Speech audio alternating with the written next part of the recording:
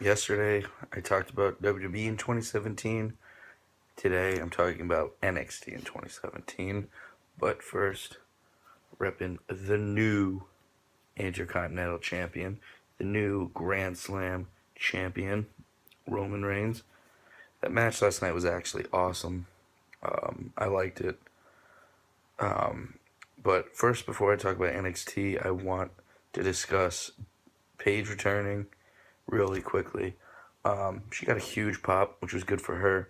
I don't really care about Paige anymore. Hopefully, this makes me like her again or make her relevant to me. Just I was like happy to see her, but I didn't really care that much because the women's division again has kind of been a joke recently. But everyone's kind of bitching that it was Mandy and Daria and not Billy and Peyton. And I said this a couple times on Twitter. Billy and Peyton would not be suited for the role of the beatdown team, like team that just comes in, doesn't talk, and just beats the shit out of anyone Paige wants him to. Daria fits that perfectly. Mandy doesn't. I thought if, like thinking about it, they should have like changed her gear and made her look more badass instead of more like golden and shit that she does. But Mandy's actually a good worker. I think this will be good. It sucks that both of them won't have the experience of NXT and having a like a takeover match or anything.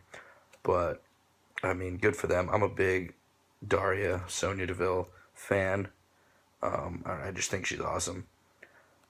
She's got the look, and I think she's getting better and better every time I've seen her. Again, Billy and Peyton need to talk. They need to be. They need to get most of their heat from talking, as annoying as they are. And I think once they come up to the main roster, I'm a big Peyton Royce guy. I'm not a big. I hate Billy Kay. Not a fan of her, for many reasons. But Peyton Royce, I think, is legit. I think they're gonna do their stupid no you, no me, no you, like stupid fucking bullshit that's annoying every single week on SmackDown or Raw, whatever they go to, and it's gonna get really old really quick. But overexposure in wrestling is huge these days. Just got Matt sent us something on Twitter that they want to add a new show after SmackDown to bump 205 even later, keep 205 live, and put it on Facebook Live, a Raw vs. SmackDown show on Facebook Live. So dumb. First of all, you're doing it right after you fucked up the biggest Raw vs. SmackDown thing of the year. Second of all, it makes Survivor Series less important because it's not the only time they do it.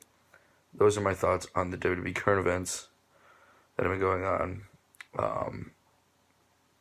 But yeah, let's talk about NXT through 2017. We started the year, the Royal Rumble, NXT San Antonio. And obviously by this title, it's a more positive view or positive talk on than it was about WWE. Also, again, NXT is only a couple times a year, every couple months. So it's a lot easier to be a lot better. You know, like to Cody Rhodes' point, why he says fuck the revival is because everyone praises them when they have a month or two to put on a match, and yeah, when the guys like the Young Bucks are just doing it every night with random people. But anyway, we have NXT San Antonio for the Rumble. We have Eric Young defeating Ty Dillinger in a really good opening match. It's probably one of Eric Young's better matches as a singles guy. Then Roderick Strong versus Andrade Almas, which is one of the best matches of the year. Just complete strong style, just them beating the fuck out of each other. Authors of Pain defeated DIY. Honestly, don't remember too much about this match, but I know DIY hasn't put on a bad match. And the Authors of Pain, I actually kind of like them. They're pretty good. And then Asuka defeated in the Fatal 4-Way Billy, Peyton, and Nikki in the shortest match of the night, which was 9:55. So every match got time. And then Bobby Roode defeated Shinsuke Nakamura, which that match was the worst match of the night. Went 27 minutes. I don't think a Bobby Roode match should go long because they're just boring. But all in all, it was a good show. Um, I can't remember if the tag match was great or not, but Roderick Strong versus Almas was fucking amazing. So that's how they started the year. Let me skip through. What was the next one? Oh, Orlando, which I was at personally, and this may have been the worst takeover ever because they haven't had a bad one, and this one was subpar. Again, not bad, but subpar. I guess it was good, but it wasn't anything special. It was average. That's the word I guess I'm looking for. Subpar. I think subpar is a little too harsh. You started with Sanity versus Cassius Ohno, Roderick Strong, Ruby Wright, and Ty Dillinger, which was really a really fun opener. Everyone got their shit in, and it worked. Black and Almas, I need to rewatch that. I just remember thinking it was going to pick up and then ended, but there were also some jackasses in the crowd chanting stupid shit that everyone got mad at. And then Match of the Night, which was fucking phenomenal. It made it a good to pretty good show. Authors of Pain beating DIY and the Revival in an elimination match. It was so cool seeing DIY and the Revival work together. I think that we all marked out for that. And also one member of each team doing each other's finishing moves. No, never mind.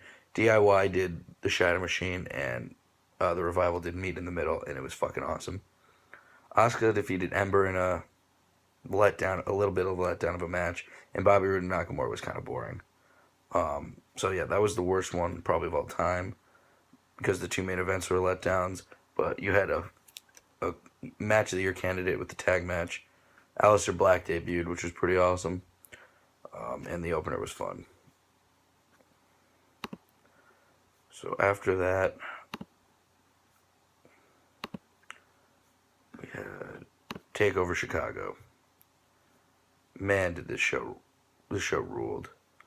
If I remember correctly. Yeah. Roderick Strong defeated Eric Young in a pretty good match. Pete Dunne and Tyler Bate always put on fucking great matches, which technically not NXT, I guess, but there it is. Because if they did that match on Raw, it would probably be worse than what it was. Asuka defeated Nikki Cross and Ruby Riott in a triple threat match that was pretty good. I think that one was better than the Fatal 4-Way with Cross, Peyton, and Nikki. Cross, Peyton, and Billy. Roode defeated Hideo Itami for the title to retain his title. I think that was Bobby Roode's best match, if I remember correctly. I think I remember walking away from that saying, wow, Bobby Roode actually had a pretty good match. Probably mostly thanks to Itami, but still. And then Authors of Pain defeated DIY in the ladder match, which was really good. And then he had the turn, which would have been a phenomenal feud if Tommaso Ciampa wasn't hurt and didn't need like 5 surgeries. But obviously can't put that on anyone. But really good tag match. And it's awesome that main evented. So another really good show. And now we're in...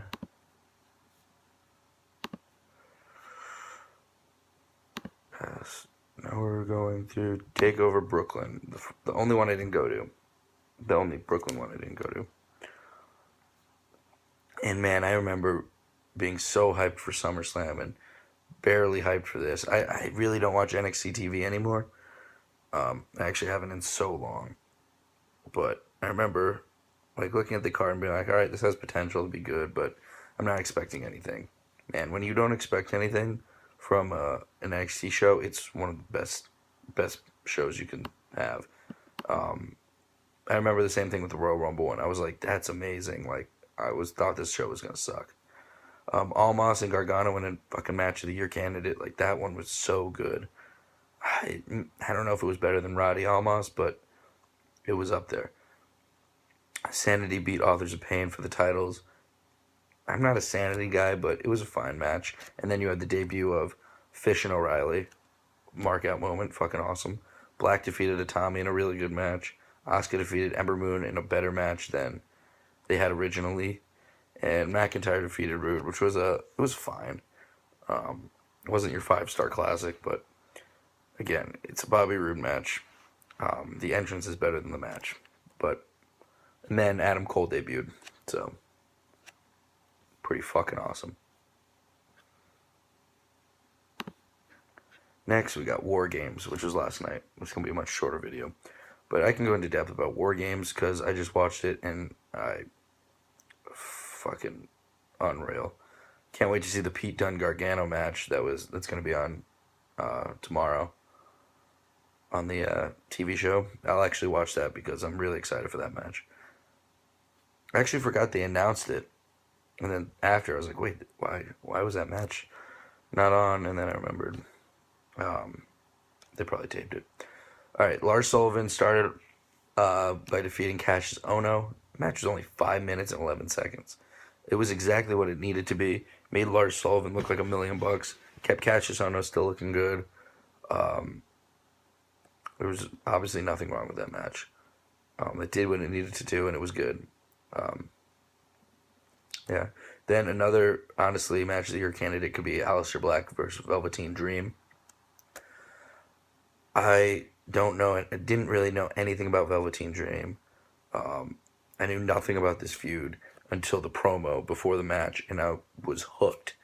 I thought it was a perfect old school style, maybe by old school, maybe 2001, 2002 type video package. I don't know. It just felt like it was a throwback to me to one of the 2001 pay-per-views. When was WrestleMania 17? 2000 was 16. Yeah, 2001. I don't know. And then you had Velveteen wearing the Rick Rude type tights with each other's face on it. They told a fucking amazing story throughout the entire match of him not saying his name, him not respecting him, Black kind of toying with him, and then Velveteen just going off on him pretty much, hitting all of his moves. Aleister Black sold his DDT, I think it's called Roll the Dice, perfectly. Yeah, and they did the rope spot, which was a big thing leading up to the match. So I think it couldn't have been done more perfect. And it didn't drag on, and it wasn't short. It was 14 minutes and 37 seconds. Perfect. Ember Moon, Kairi Sane, Nikki Cross, and Peyton Royce in a fatal four-way. Really glad it was Peyton and not Billy. There were some mess-ups in this match, but overall very good. Just under 10 minutes. I think it was Ember destroyed Nikki Cross with a powerbomb on the outside. That was sick. Kairi Sane hit a double elbow. Or she hit an elbow on two people. And then Ember Moon hit a stunner, this Eclipse on two people. It was a little awkward because they were both just standing there for a little, holding each other while she got ready. But overall, it was fine. And then Drew McIntyre's best match in NXT with the workhorse Andrade Cien Almas. Love his character now with Zelina, a.k.a. I don't know, Thea Trinidad? I said Treya Trinidad. But Thea Trinidad, a.k.a. Rosita from TNA. She is a perfect mouthpiece. And she hit all of her spots perfectly. She did the Hurricane Run on the outside, got caught, and he went to lift her up, and she went back on the ropes, and then she did the Hurricane Run, a DDT type move for the finish, or right before the finish. It was a great false finish. Almas hit this amazing moonsault. Usually when you do a moonsault on the outside, here's the rope. You do it this way, off to the side. He did it directly behind. Never seen anyone do that, really. Or I can't remember the last time I did. But yeah, shock factor for Cien Almas. Honestly, he kind of does deserve it. I know Matt's his only fan, and I kind of shit on him, but he always puts on great matches. I'm not glad Drew lost the title, but I guess he would have had to drop it anyway because he's probably hurt. And I guess they just really don't want to do McIntyre versus Cole because of the height thing, which is stupid, but I don't know. Almas and Cole should be a good match.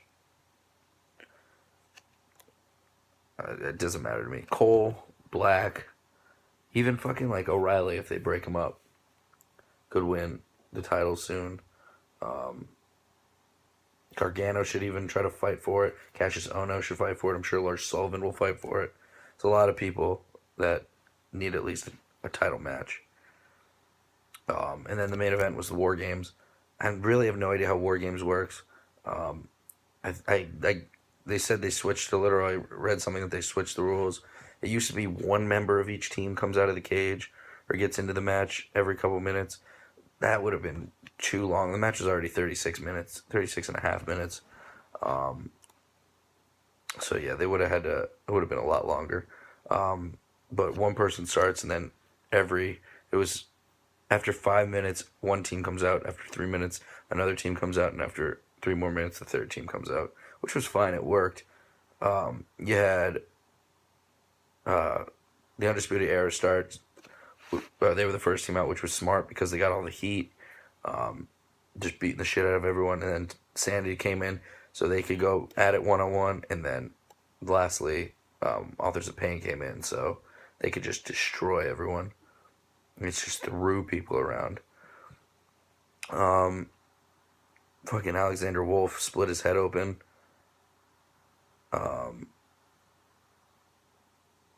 I think Adam Cole had to get staples mid-match or something. I forget what I was listening to Meltzer at work today. I don't remember what he said, but I remember him saying something about Cole getting staples in his head. And they made Adam Cole look like $1 million by getting the win, pin over Eric Young. Thought it was booked really well. Obviously, it was a spot match, but like it's War Games. Like it's like saying, "Oh, the Money in the Bank was just spot fest."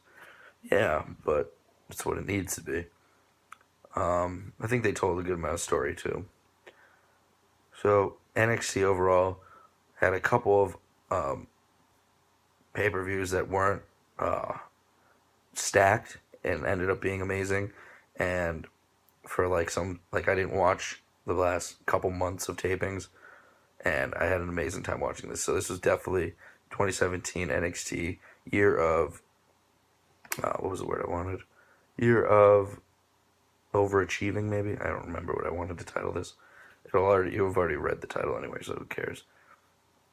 But next we got NXT TakeOver Philadelphia. Hopefully I'll be there. I'm pretty sure it'll be Adam Cole getting a title shot.